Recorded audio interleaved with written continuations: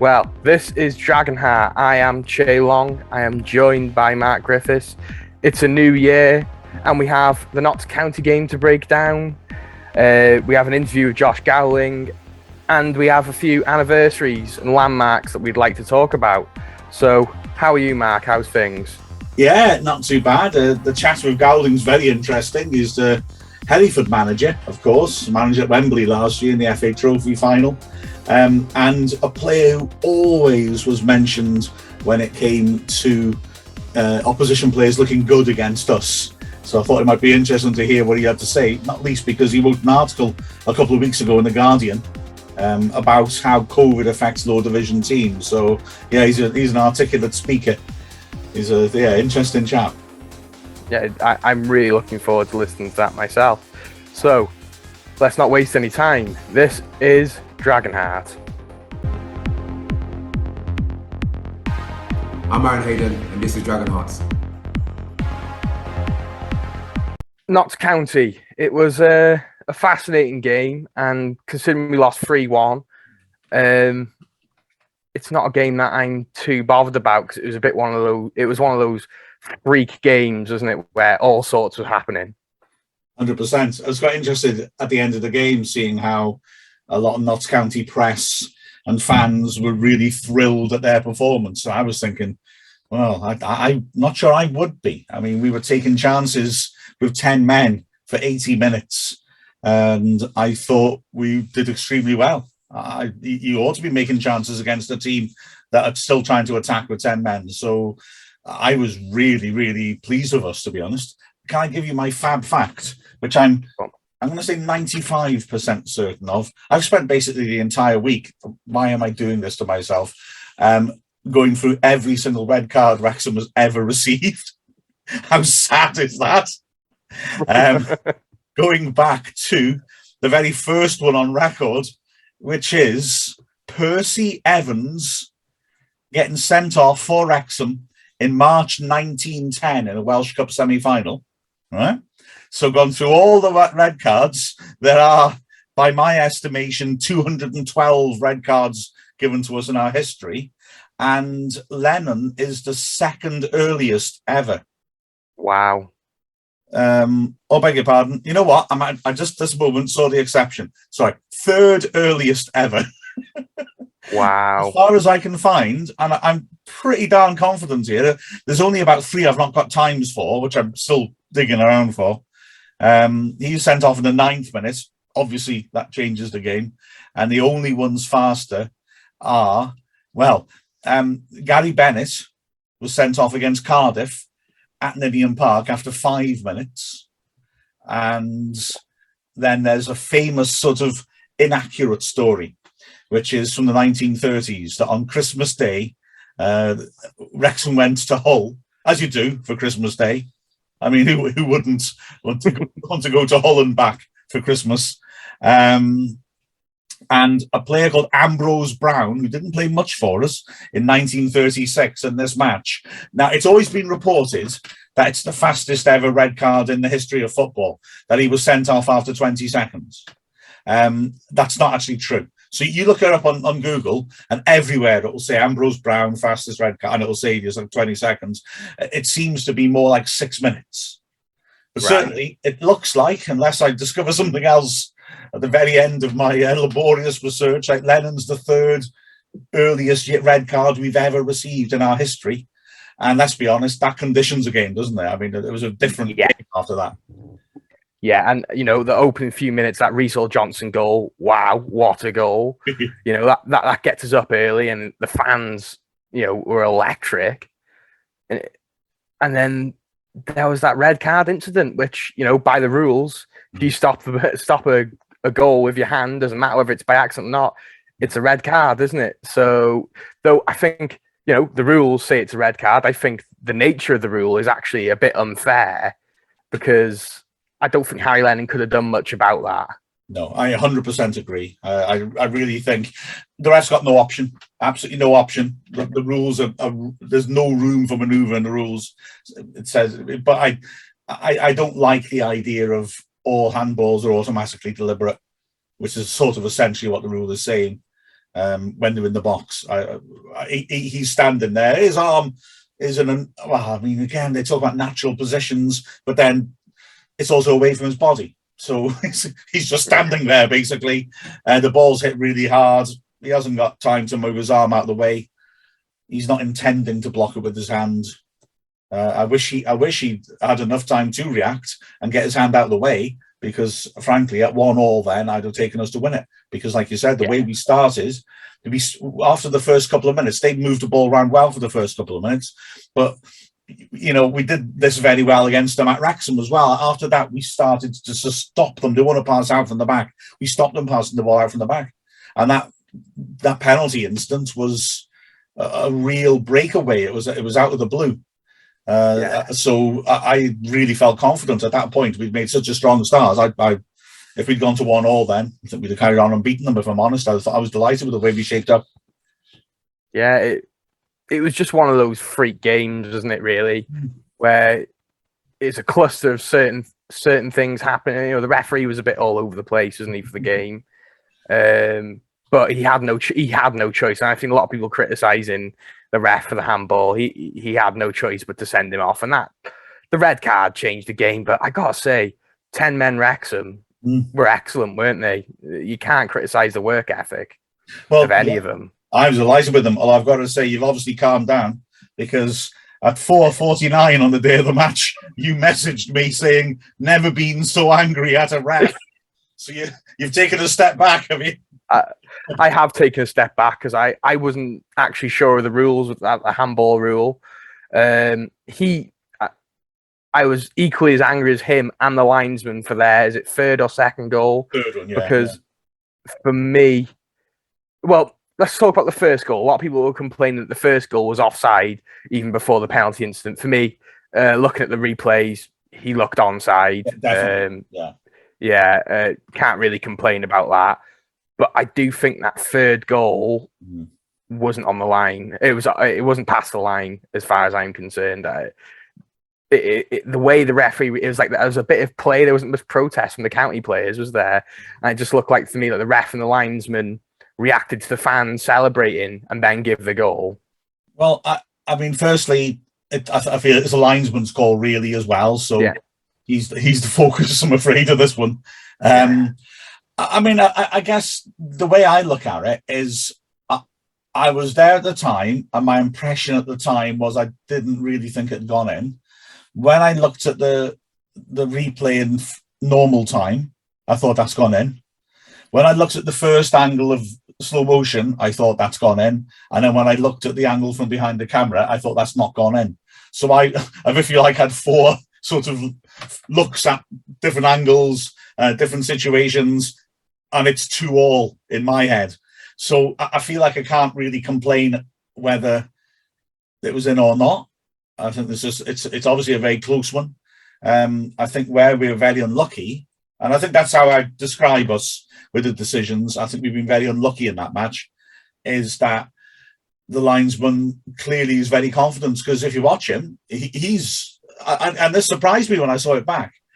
Play carries on, like you said. Notts County don't really ask for the goal, but he's running back to the halfway line. So the referee obviously didn't hear the message from the linesman saying that's in. So the linesman's gone. The linesman's run up the pitch. So he must have, I think we're unlucky, because he really obviously strongly thought it went in. Now, to be fair, he is in the right position. And if he thinks that, all right, I think we just got to abide by it. But we're a bit unlucky if it's such a close one that linesman feels 100% confidence. Do you know what I mean? Normally you'd hope that if it's that close and I can't tell the difference looking at all different angles, that there might be some doubt in his mind, but there wasn't. And okay, it's what it is. On the chin, I think. And we also had the penalty miss as well, didn't we? Which was, you know, it just wasn't our day, was it? After Paul Mullen, who you'd expect to score any penalty, you know, he misses. It's a great save by their keeper, in all fairness. It was just one of them games, wasn't it? I don't think you can look into it and be too angry at the players, because the work ethic is there. We look good as a back four without Harry Lennon. I think Hayden and Tozer were excellent, all things considered.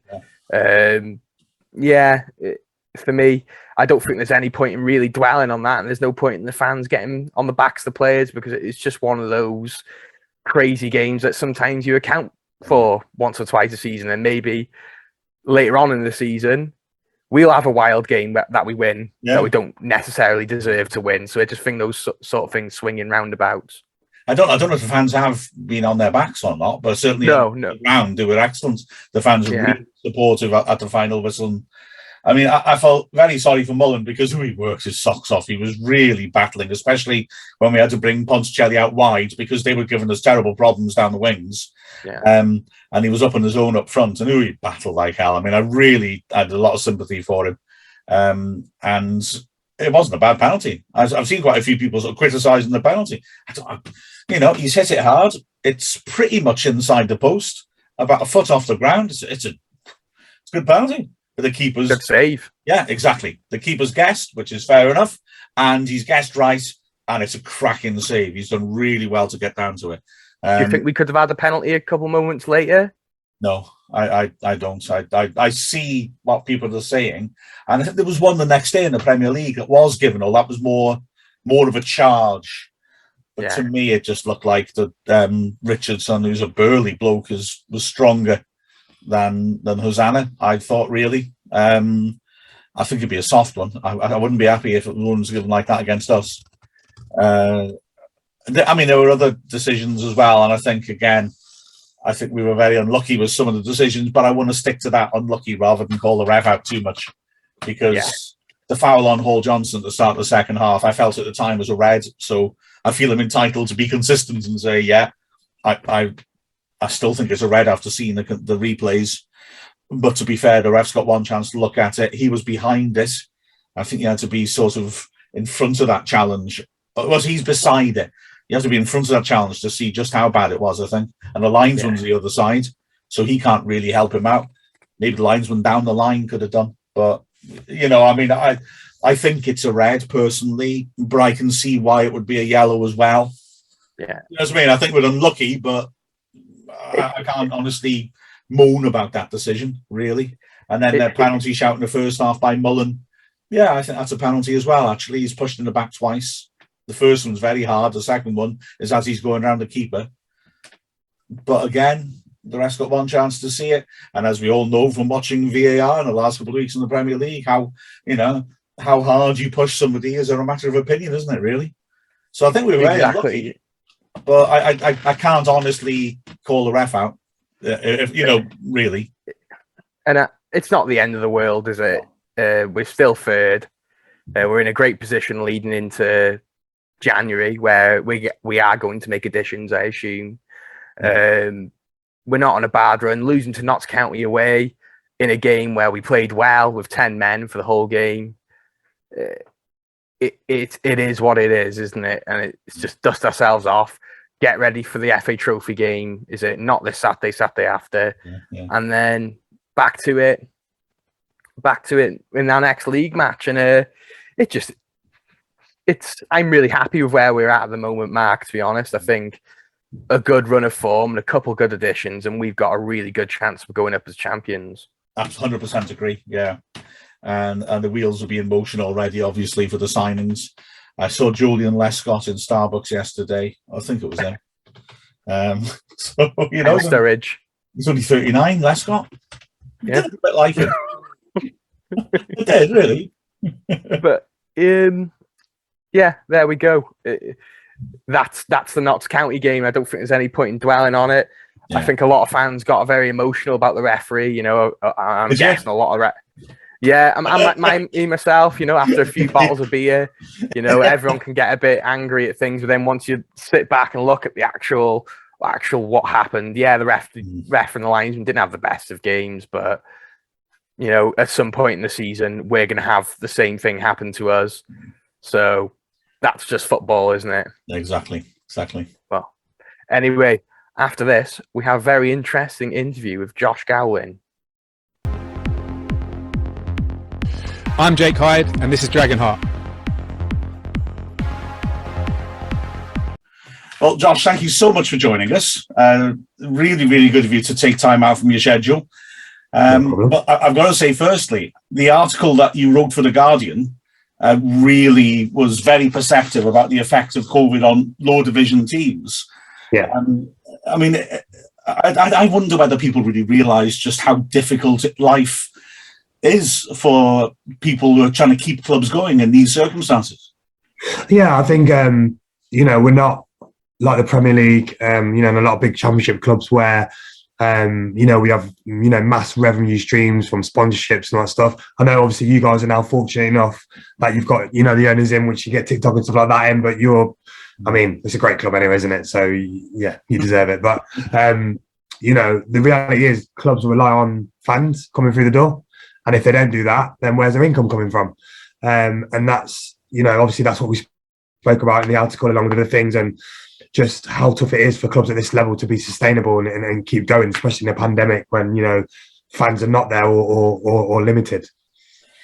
It's sometimes, I don't want to put words in your mouth, but it sometimes feels to me like the National League sort of kicked the can down the road a bit, kicked the problem down the road a bit, rather than planning beforehand. I mean, for example, when it was announced that Welsh teams can't have fans in their stadiums, it still took us a few days before we got an answer on whether we're allowed to stream games or not.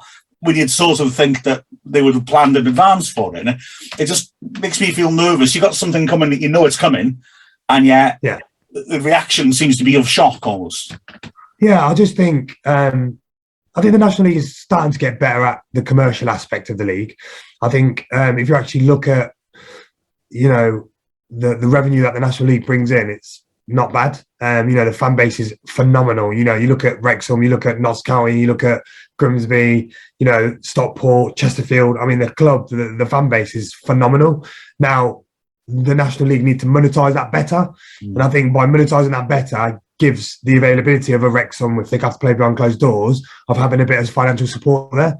And I do think it's important that there is planning. And I think you can see from last season with the old debacle with the payments that there was not clear planning. The government, the DCMS was saying one thing and the National League was saying something different, and it didn't seem like there was any real understanding of what was going to happen in January. So yeah, I think the National League need to be better at that. I think we as lower levels need to have more respect, because the reality is the Football League don't look favourably on us, which is why we never get voted for another team to go up.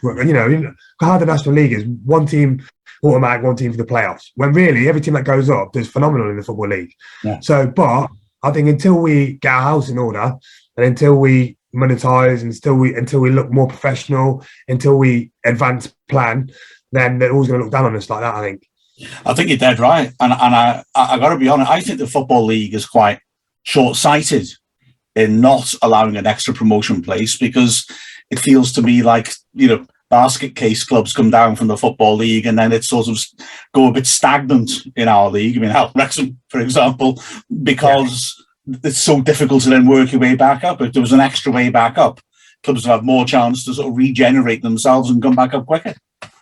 Well, it depends what they want, really, because if you look at the Football League, there's probably about 5 or 6 clubs every year that are teetering on relegation.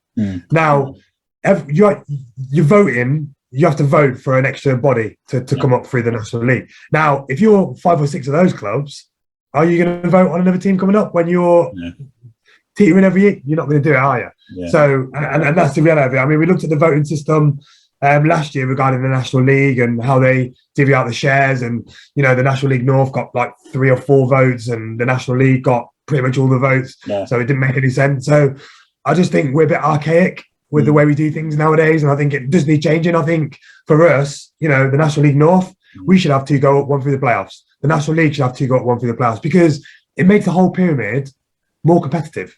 That's just the reality of it, and that's football is the strongest will survive. And the reality is, if there's a group of, it's the same in the National League.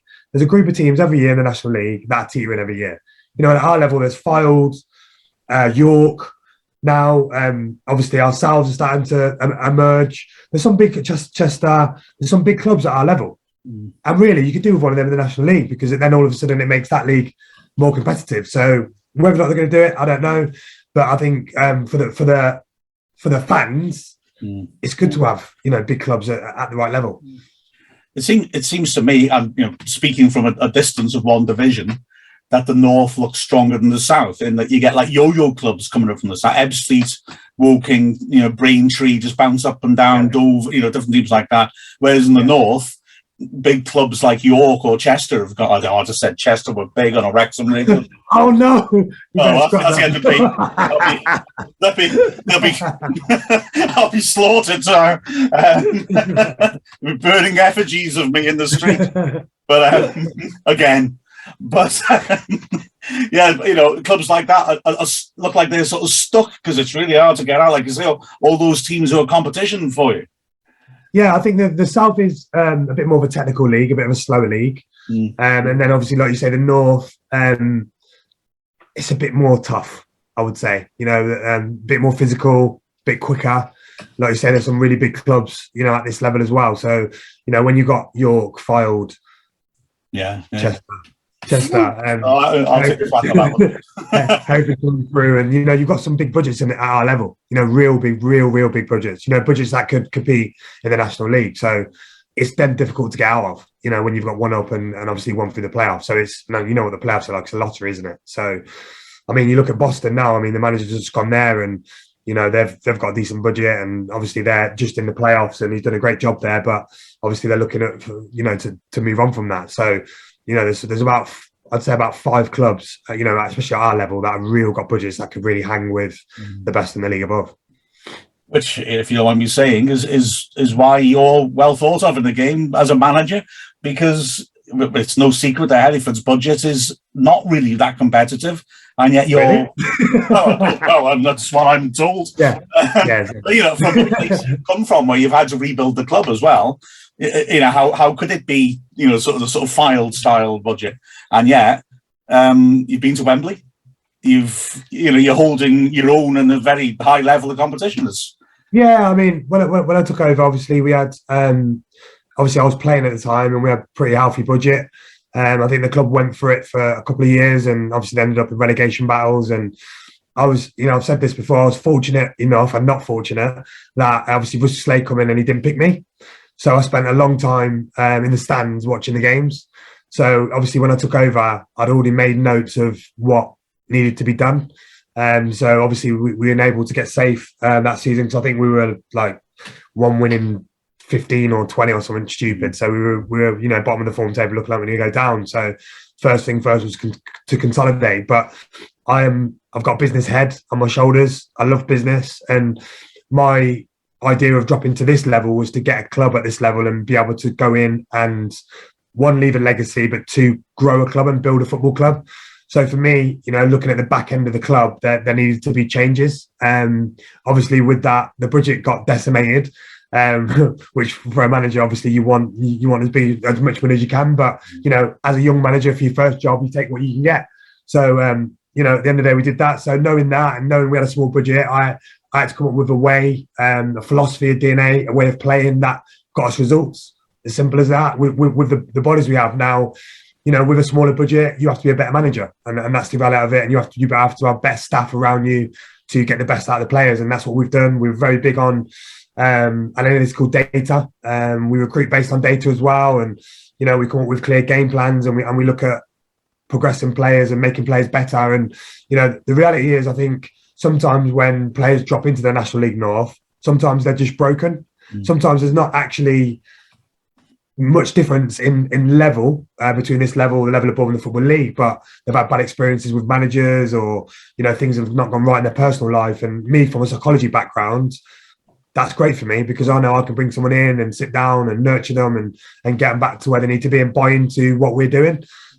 Which enables us to bring in some good players on, a limited budget. And, we've been progressing every year, and we've got better every year. And obviously, apart from, we were a point outside the playoffs before we had a little COVID outbreak over Christmas. So obviously, we've got to get back into the mix again. But I think we're growing well. It would be nice to have a cash injection, I would say, in the club, because the stuff we're doing is great and it's working. But obviously, the more money you get, the better players you can do with your system. So, but no, we'll get there. I love the club. We're starting to build in the youth team now, because that obviously got closed when COVID happened, and I'm teaching the coaches of the youth team our DNA. We're going to bring in a college program. We're brought in a community program now, and commercially, I'm looking at, and the club are looking at ways that the club can raise money that's not based on fans and football. And I think that's the big thing for me, is getting this club sustainable. That crowds are down at the moment. So what do we do? Where's the revenue that we get to bring in that's away from football? So obviously getting in the academies and obviously getting the money from the government with that type of stuff really can benefit the football club. You've given me too many fascinating avenues I want to go down with you now. If I could just ask you about the DNA, is that in a sense of like values within a club, or is it in terms of a playing style that you want to be consistent with the youth team, with the first team, so that everyone's familiar with that? Yeah, so in my life, I was very structured. I am very structured. So I'm not the kind of person that can go to a gym and just do a gym program without a paper. So for me, our DNA it's a philosophy, of course. So it's about the type of players we recruit, about the type of characters. Obviously, we have core values, which the players have to live by inside the club and outside of the club. But it's also about the way to play, the style of play, how we play, looking at the zones that we play through and our possession and all that stuff. So it's really imprinting that. And then also it's about, for me, it's about, at the football club, it's about leaving something that when I leave, they know exactly what manager next to recruit. I think is a big thing. So we've got a clear understanding of the type of player we want at the football club: left back, right back, centre half, goalkeepers, midfielders, attackers. So that when we're looking at bringing the next generation through, we're recruiting young lads based on that. So when they're training in the youth team, they're training the way we play. So when they get the opportunity to come into the first team, it's not such a big jump. And, me personally coming through, obviously, the youth system, we played away, and then all of a sudden you get to the first team, you're like, what is going on here? So, but for me, if we can imprint our DNA into these lads from a young age all the way through, that when they get into the first team, the transition is effortless, then fantastic. And then that's what we've got to try and do. So, and it makes recruitment easy because we have a style of play. So we have to recruit based on that.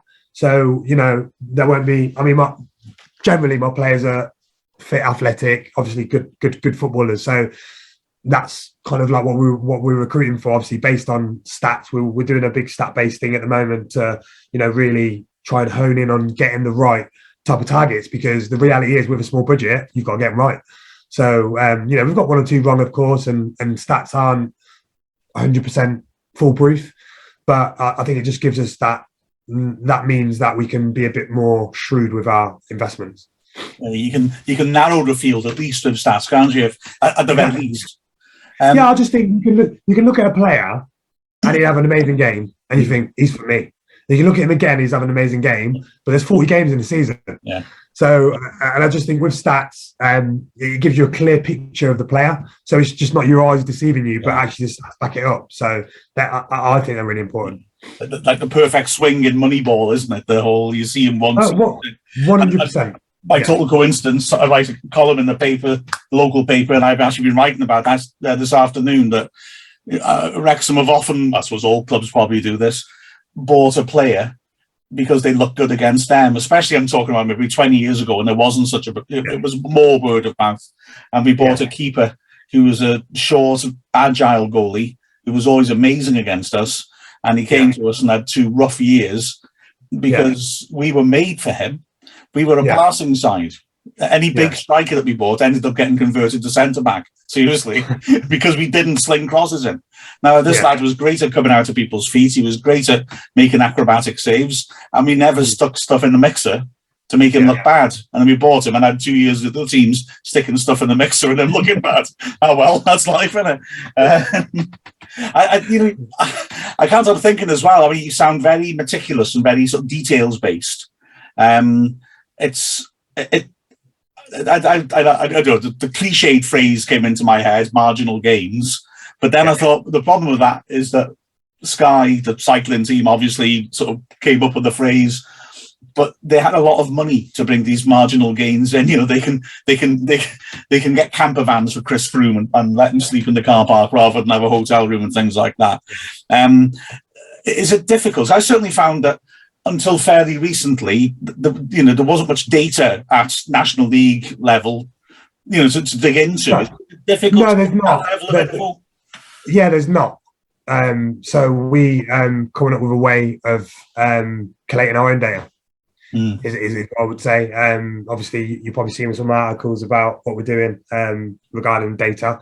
It's difficult. Obviously, there are apps and stuff out there that we can use for some data, but obviously the data's got to be specific to the way we play. So it's difficult. But like you talk about marginal gains, if we can sign one player based on that and he's our player of the season next year, then brilliant. So, but no, we don't. I mean, if I had the money, I'd be like a mad scientist. So I'd have all the club, honestly.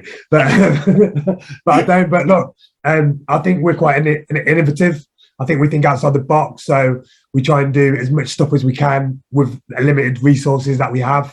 We can be a bit cheeky. Obviously I've got one of those big TVs with the the pens and analyst stuff, and that was me being cheeky on LinkedIn to get a sponsorship to get one. So you have to work, you have to network and sell yourself to get the things you want in. So no, but the club's brilliant. I've got a great team, got great analysts, got some great coaches that we work together as a unit, as a team, and we've all bought into it. But I think the big thing for me is with my staff is they're not nodding dogs. So if things aren't right and they don't agree with what I'm doing or how I spoke to a player, whatever, they'll pull me and tell me. And I think that's a real big thing. And that's probably one of our really big strengths, that we're all in it together for the right reasons. And we all check each other to make sure that we're doing, the best for the club. I find that really fascinating because you're clearly very modern and forward thinking and innovative. And yet out of necessity, you also sort of have to do the very old-fashioned manager job of, like you said, you're interested in the commercial side as well. That's almost going back, before I was watching football, in a way that a manager would genuinely manage the business as well. I've got to say, my sense from what you're saying is full credit to Hereford, because a lot of club owners and boards wouldn't give a level of responsibility like that, perhaps, but they sound to have really backed you very well. Yeah, I think we're a fan-run club, so the club's new. So it reformed 6 years ago, whenever it was, and I think what happened was the club kind of went promotion from the low levels without building the back end of the football club.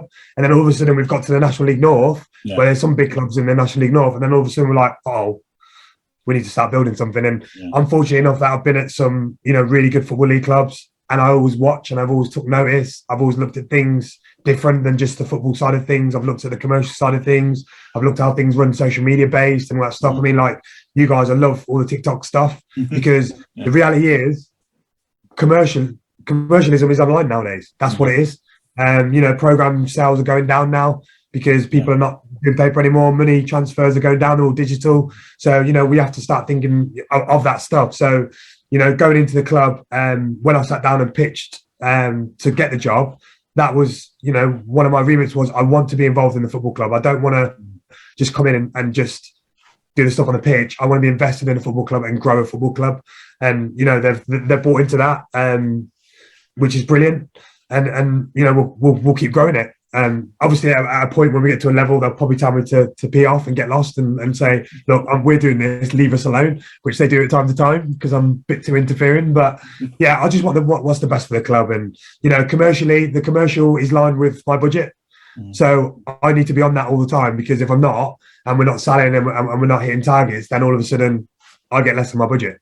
So, and that's the reality of a National League North manager. So, but like I said, I'm just really fortunate that I've been in the league and I've been there, seen it, done it in the league. So obviously coming down to Hereford, we've got some great people here. We've got some real big business people at the club. Business and football don't always mix, I think, with passion. Well, we've seen it with Bury and teams like that where, and Hereford, to be fair, where they're really good business people, and then all of a sudden they just do crazy things because it's football. So, but we're fortunate that at the club we've got a group of people that want to keep the club sustainable.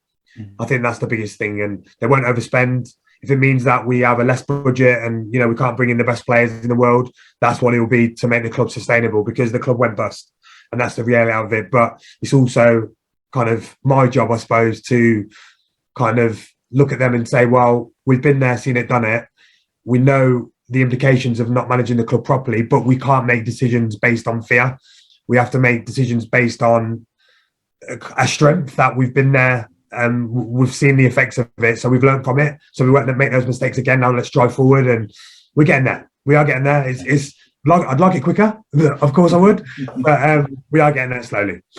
Oh, brilliant! I've got another thing that comes into my mind. Like I said, you said earlier that although you're meticulous, you can improvise. I'd imagine that I'm right in saying this, aren't I? Having to go to Wembley to play a final, having not had a league to play in, so you've got this long empty gap beforehand, that must be a real challenge, because you want to be well prepared, but there's no substitute for actual competitive football, is there? Yeah, it was difficult because I think, Orange weren't playing anyway.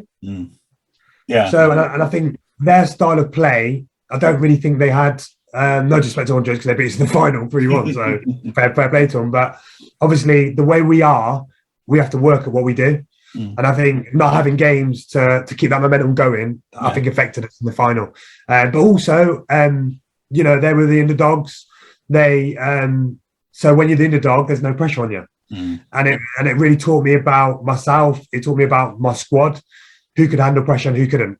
And for me, going there, sitting in that manager's office at Wembley, made me want that every day. Yeah. I want that every day. I want those big games. I want to play in big stadiums. I want to manage at the biggest stadiums. That's what I want, and it really gave me that hunger and that burning desire to really push on and get that. And I believe at some point I'll be there. Hopefully with Hereford, and we'll kick on and we'll get there ourselves. But it was an amazing day. Obviously losing is not great, but what I did do is it informed my recruitment. It informed my decision on the players I was going to keep.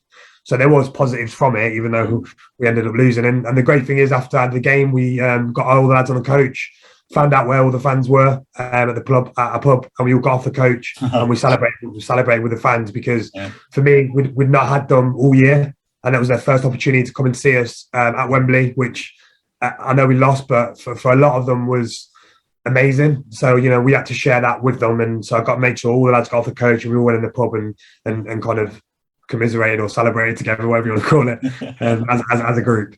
Oh, that's good. That's very good. I like that very much. I'd like, if you don't mind as well, just to mention, as a player, you were always the bloke who, after playing against Wrexham, all the online forums would say, "We've got to buy this guy. This guy's good." You always see. You always look very impressive against us. Just my hair, that was all. I don't think so. It was impressive, don't get me wrong, and still is. But no, there's quality play as well. You were involved, Kidderminster had a cracking rivalry with Wrexham. Sadly, both of us never quite got up. But there were a couple of memorable incidents in games you played in, and I guess the most memorable is Adrian Cieslewicz's ghost goal as Agborough. That was a weird one. Did they end up giving it? Yeah, it was given in the end. Did you? It was a goal. Yeah. So it was a goal. So I remember we scored, and we all looked around and we thought, "Yeah, give this." Was that a woman, Red? Yes, it was. Yeah, Amy Fern. Yeah. We thought, "You should not give this." So we went, "Come on, then, let's just push up and pretend it didn't go in." So we all pushed up, and then everyone was going absolutely ballistic. I remember all the Wrexham fans jumping on the pitch, going absolutely crazy, and we were like, so we just stood there pretending like it was a goal kick, thinking he's not going to give it. She's not going to give it. She's not going to give it. And then after about 10 minutes, she finally gave it. Yeah. So there was a little hole in the net. Yeah. So I don't think the linesman had checked the net. So there was where the post was, there was a gap. Yeah. So obviously the ball had gone in and come back out the other side. Yeah. So they thought it was just a goal kick, but actually it'd gone in the back of the net. So yeah, damn, one we didn't get away with. Yes, nearly though, nearly. I was commentating, and I was in the press box, and you could see from my angle it definitely went, and I just happened to be right behind Cieslewicz, and you could see it went in the bottom corner, and it went through. Yeah. But my gripe about it is that the poor ref, obviously, she's not in the right spot to see it. She can't tell what side the post it's gone. She understandably assumes, well, it's not in the net, so it didn't go in. But the fourth official was bang in line with me and with the shot. Yeah. And surely, I thought, the fourth official's seen this, and yet he let her walk around the pitch being chased by Wrexham players for about 5 minutes. until finally called her across. And the moment he spoke to her, she gave a goal. And you think, couldn't you have just told her immediately, mate, rather than let that happen? How many times did you see a foul on the pitch right by the line now and it doesn't flag? Yeah. Like, yeah. And then the ref comes over and says, "What do you think?" And he'll go, "Oh, it was a foul." Well, put your flag up then. Yeah. yeah, exactly. And then she had 5 minutes being chased around the pitch by you guys afterwards. Like an old 70s Benny Hill sketch. She got a good workout, if nothing else.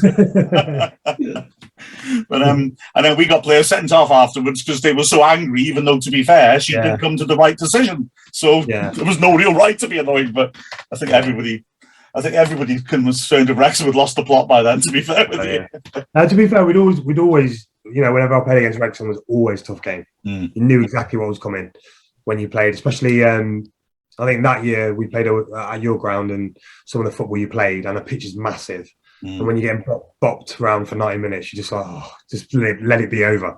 And then they're always brilliant games, and the stadium, the fans, the atmosphere is just, it's a kind of, that's what the National League's about, and the club deserves to be in the league for me. Wrexham, it does.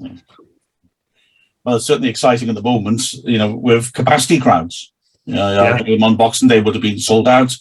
We've had one complete sellout, and our crowds are regularly around 9,000 now, and the atmosphere is wonderful. But I always wondered, coming to a ground like that, is it motivation, or is it intimidating, or is it a bit of both? Does it depend on an individual's mentality, perhaps? Yeah, I think it depends on an individual. For me, it got me focused. The more fans there, the better I played, I felt, because you kind of zone out, and you knew if you did something wrong, they'd let you know. So it just made you focus and more determined. And it was a big game. It makes it a big game when there's a crowd there. Whereas some lads, they'll do a bad pass and the crowd will get on them and they just go. So I think it very much, depends on the individual. I've been fortunate enough to play in front of some big crowds. So for me, it was brilliant. I like having a bit of stick as well. So when the fans get on you and stuff, it's brilliant. I've had some memorable times with them. I remember we played Luton away once, and I was at Kidderminster stand, and the fan was battering me. We went up for a corner, he was absolutely hammering me. He was calling me Don Goodman and everything. And I remember the cross coming, I'll smash it with my left foot and score. So I ran over to him like that, going, "Hey!" Like that. Probably wasn't the best idea in Luton.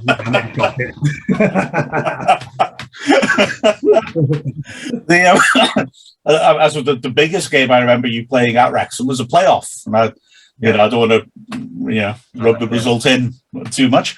But there was a huge controversy beforehand because Dave Artell, our centre-back, had got sent off in the last game of the season for trying to kick a Mansfield player over the stand. And then he won the appeal, which was a strange one. And then he scored in the first leg as well. I mean, it must have been... I think I'll give a penny away in both legs, I think. Well, we that year, we'd gone. So by the time the playoffs come round, I remember the start of the season, I was at Lincoln, and the first 5 games we lost, and then I come in, we drew 5, and then we went on a 26-game unbeaten run. I think we were like the informed team in Europe, and we just give everything. And then to get to the last game of the season, I think we beat Stockport with 6-1 or something crazy. And obviously you guys lost to Mansfield, I think. You played your youth team and lost 2-1. I remember it, and very well. And we were just shocked. We were so disappointed to have done that, and then get so close, and then it not happen. So we went into the playoffs, and obviously a credit to Wrexham. Obviously they've done the job, but we just I think we were spent. And it just kind of, and then obviously after that, Bury left, and obviously the club didn't quite get that form again. Well, I mean, I hate to make it feel worse, but it was 1-0 the game at Mansfield, and although we did play our kids, it was a penalty, and it wasn't a penalty. Yeah, there was a poor by the ref. So basically, we played Stockport, and we were beating them 3-0, 4-0 after about 30 minutes, and their fans jumped on the pitch and tried to fight our players. So the game got paused. So we went back in the dressing room. So we were watching your game, so we were there watching it, thinking, "Oh, come on, Rex." So, obviously, it went the way it went. But Mansfield were obviously a good. Well, they weren't a good side that year. They played absolute boom ball, didn't they? But it was just gutting, I would say. Yeah, But yeah, that's football and that's the playoffs. yeah. Well, weirdly enough, that season is still talked about by Wrexham fans, but nothing to do with Wrexham. Then if I had a quid for every time we've started the season badly, and then everyone says, look what Mansfield and Kidderminster did that season. For some reason, that's really stuck in everyone's head. So it's still used, at least, a sort of psychological thing. I was trying to do that this year with the board when I'm saying, please don't sack me. When I was at Kidderminster, we didn't win our first 10 games. So I use it just the same. So yeah, I'm there. You know what? I've got to ask you a stupid question. Were you allowed to eat Agbara soup and pies at Kidderminster? Because my gosh, I love that for nothing, no other reason but that. That was the best of it. The pies in that were amazing there, weren't they? No, I never dabbled in that. I was strictly good diet, good health. Not saying the pies were bad or they're not good for you, but no, I didn't partake in those things. If you could see below the screen, you'd know, if you'd taken the wrong path, just what a mess you'd have got into, because I'm carrying enough extra pounds, I can tell you. Oh man. Well, I'll tell you what, Josh, it's been an absolute pleasure to have you on the show. Absolutely brilliant. Like I said, I really enjoyed the article that you wrote in The Guardian. And, well, I mean, there's no surprise how interesting a guest you've been, but that doesn't make any less of a pleasure. Thank you so much for joining us. No problem. Hi, guys. I'm Dominic Vose, and this is Dragonheart. Well, that was Josh Gowling there. Really interesting to hear from him. It's actually interesting to hear about that Cieslewicz goal, isn't it, really? Yeah, I love that. I love them all just like trying to play it cool. What are you talking about? You shot wide. I like the collective. Although, like I said to him, my recollection was once we'd finished chasing the rev around and the goal had been given, they chased the rev around as well. It was like, it was quite something that. It was really, really crazy, and that got a lot of hits on YouTube. That was a real crazy Wrexham moment. So I gotta say, Chay, Kidderminster are a really nice club, and I like them a lot. But I know that they did feel a bit annoyed with me after that match, because I just immediately thought, this is YouTube gold. That this will go mad. And the situation was that they were going to burn the game onto a DVD for us, and they were like, we haven't done it yet, so we'll pass it along to you. We'll give it to the team bus or something, or Geraint Parry, or somebody who's still around, But I thought, no, I want to leave at that disc, because I want to get that on YouTube as quickly as possible. So I said, no, I'll wait. And it was really weird, sort of awkward 10 minutes standing there while this blinking obsolete technology burnt the match onto this DVD disc. The burner they were using was massive. I don't know where the heck it came from. Sort of the Stone Age. And it was in the corridor, a very narrow corridor outside the changing rooms. So I'm standing outside the changing rooms, trying to avoid eye contact with Andy Bishop, who'd lost his head after we went 3-1 down, and got sent off for stamping on a Kidderminster player. The correct decision, but he completely lost it. And he was standing outside the ref's office, just waiting for the ref to come out so we could have a blast at him. He looked so angry, and he's standing there furious, and I'm standing there like sort of looking in the other direction, trying to pretend I wasn't there. All this damn video was saying 2% done, 3%. But anyway, it eventually came out. I grabbed the disc. I drove home like a lunatic, but within the law. And I, like I said, we're not allowed to put highlights out straight away, but I thought, stuff this is going to be big. So I just pulled the goal out, and I put it out and put some sensationalist headline at the top, and it went viral. It's the second biggest video we've ever had. In fact, I'll just check what the viewing figure is now. Let's see. But it was second biggest we've had after the Dom Vos one. So at the time, it was the biggest one that we've had. And apparently, Kidderminster were furious that I'd gone with their footage. There we are. 488,000 views. Wow. So not bad. Yeah, not bad at all. But yeah, Kidderminster apparently were furious that I'd taken their footage and then put it up. But I've got to say, they had the footage there and didn't do anything with it. And it is, I mean, the tradition, although we now see some Cowboy teams not doing it, is that, we give you our home game footage, you give us your home game footage. So it was our footage as well. But I think they were just annoyed that they hadn't put it up first, but they didn't spot the situation. I had to drive home for 2.5 hours. Frankly, for those 2.5 hours, I was thinking, if they put up first, then we've lost the opportunity. But they didn't. So, Griffiths wins. That's their fault. And as I always say, I have a real soft spot for Kidderminster, and there's been some crazy matches there throughout the years, and I hope they good luck to them on Saturday, aren't they playing Reading? So in the FA Cup. So talking about crazy FA Cup ties in history, we have the anniversary of the Nottingham Forest victory, is it? That's right. And of course, the most famous Wrexham fixture of all time, the Arsenal one. So what's your recollection on both, Mark? Well, I wasn't at the Forest game, but it was remarkable. We were supposed to go down. We were supposed to be playing on New Year's Day at 3:00 on a Saturday, and it was called off because of fog. So all the fans and the team had to go back home. They tried it again the next day. This is the Clough team, which it's just past its peak. So they've won the European Cup twice, but this is a year and a half later. They've lost some players, but they've still got the likes of Shilton, Viv Anderson, John Robertson. There's still a lot of quality players in that side, and Gary Mills. And, obviously they're strong favourites. We are a second division team, or championship team, as you call it now. And we were expected to get hammered because that's the season we get relegated. And we rallied late in the season, but until that late season rally, we were looking bad.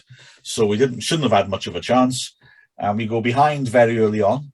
Dixie scored an own goal. Well, free kick, which he deflected. And we're losing at half time. And then in the second half, we absolutely tear into them. Steve Dowman, who was a big centre-back on loan from Colchester. He was a good player, he was, with an outstanding afro. He equalised, he never scored goals. And I think I remember researching for an article I wrote, which I'll stick on the comments. I think it was the longest drought of his career. He hadn't scored for years, and he scored this great diving header to equalise. Then Dixie scores a fantastic volley past Peter Shilton.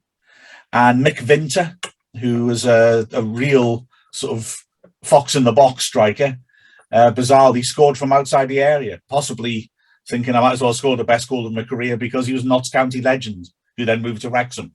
So maybe he thought, go back to Nottingham, I'll give the county fans something to enjoy.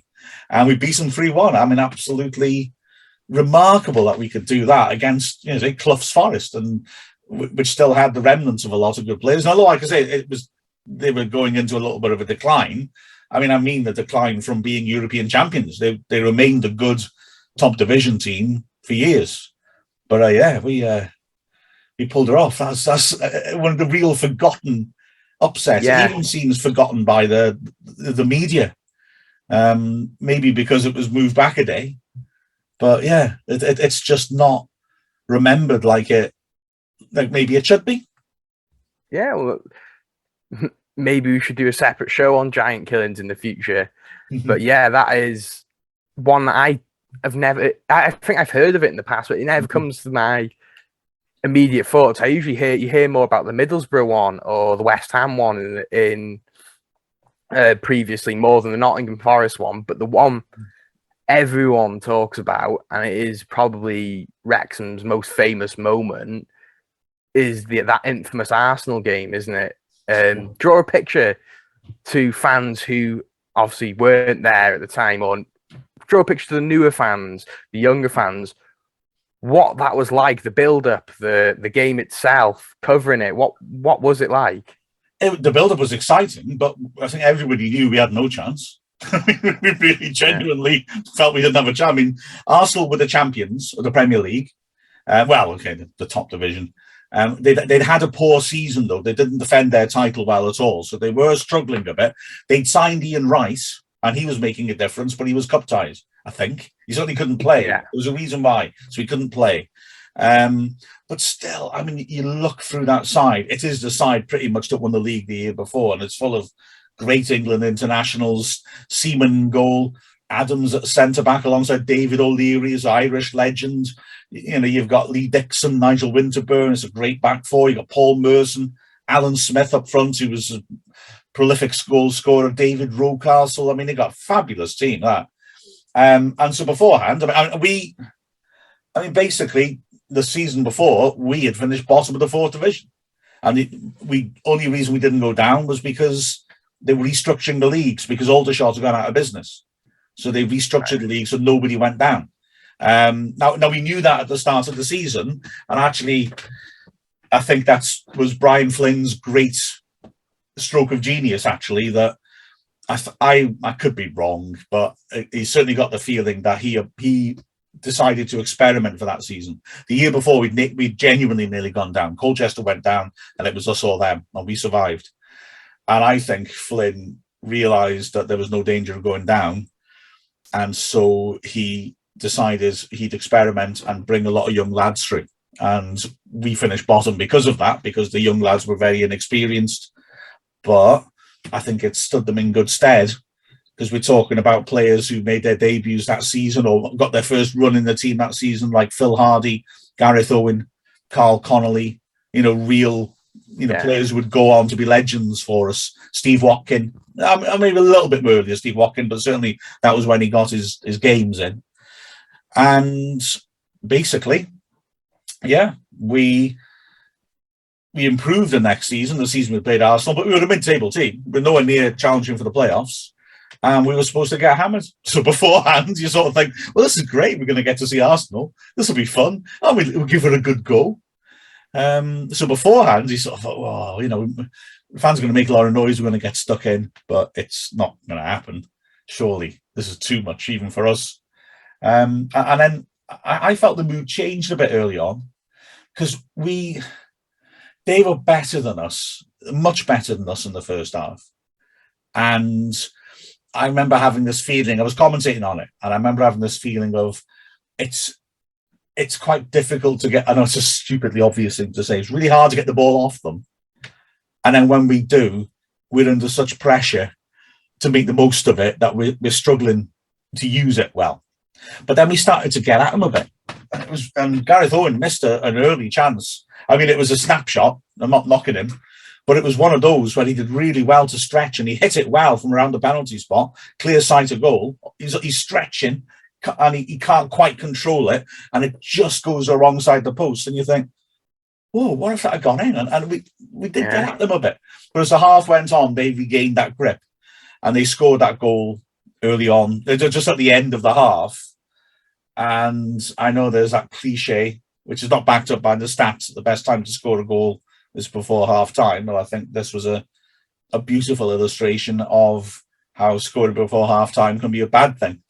Because Arsenal, having dominated it, if they hadn't got that goal, I think we'd have had to go in at half-time and say, right, lads, we're much better than these, we better sort it out. And we've gone out for the second half, giving us a beating. But instead, they got that goal now. And it just the second half felt like a half-time. They'd all just let out a breath of relief. Phew, that's all right, we won that. Because the second half, they were poor and we were superb. I mean, we really did go at them in the second half, and we deserved to win it by the end. And there's that free kick, isn't there, that got us back into the game. And what was that like, commentating on it as he put the ball down? Mickey Thomas hit that ball so sweetly, didn't he? Oh, it's just beautiful. It's just one of those. It's like Reece Johnson at Notts County. Yeah. The moment he hits it, that's in. It was just such a hit. Fair play to David Seaman, got a hand to it as well, didn't he? Yeah, he still couldn't have stopped it. Yeah. I mean, we came back at them really well. And I think they still thought, wow, it will be okay. I mean, it was 7 minutes from the end when he equalises. I think they're still feeling they'll be all right, but we are really asking questions of them. And I mean, of course, the free kick is a controversial decision in itself. It's not long. And Gordon Davis, who was very experienced, Wales striker, coming to sort of finish his career with us pretty much. he'd actually agreed to sign for a Finnish team, but they let him stay until we played Arsenal, which was good of him. Yeah. And he was, you know, his legs had gone. He was an intelligent player, but he wasn't able to get in the box and score goals like he used to when he was younger.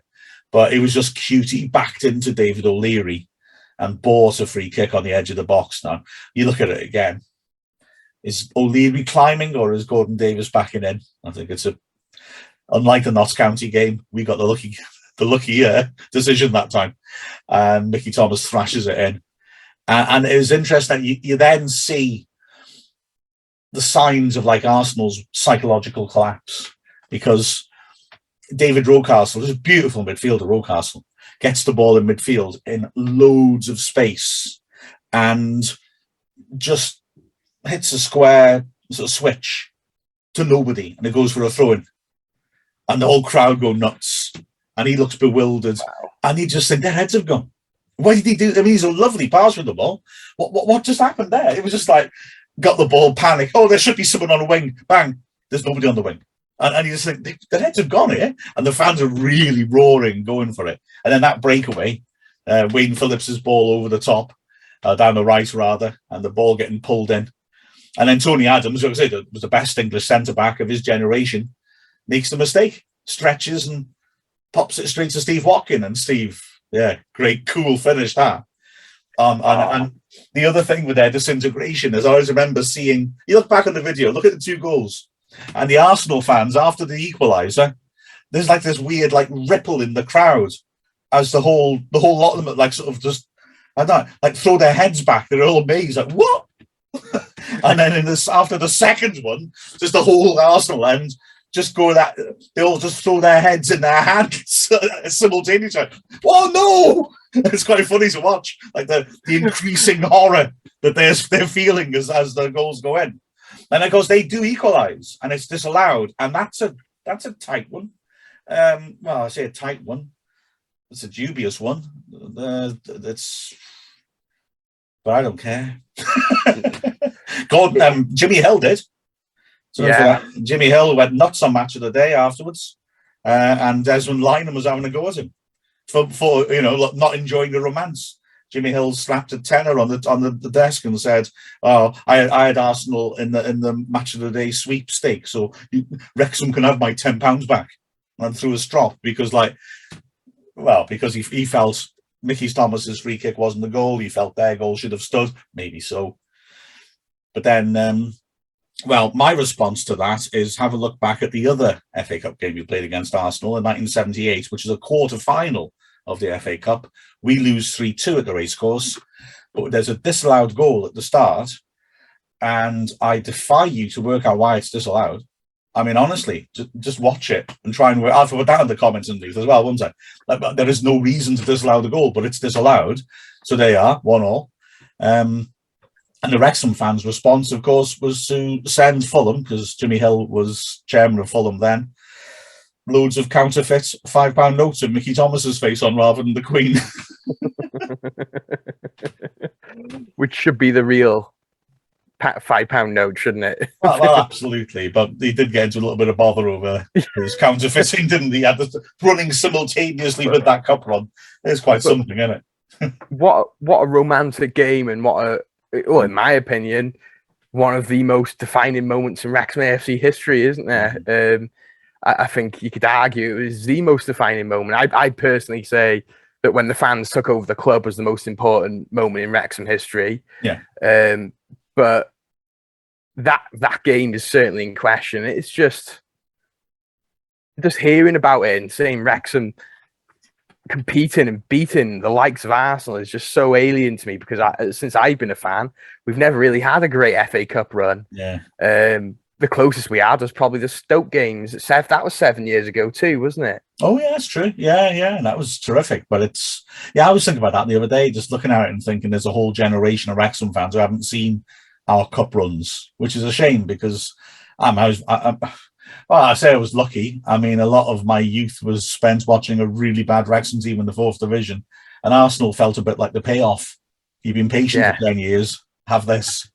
But yeah, it's amazing as well. Like I said, the way it happens, it's like if you were to have a fantasy about a cup win, it would be we're losing to the champions with 7 minutes left, but we win.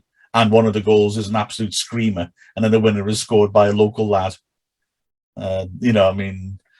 It's like something from an American sports film, isn't it? It's... Yeah. You know, you can't write that sort of thing.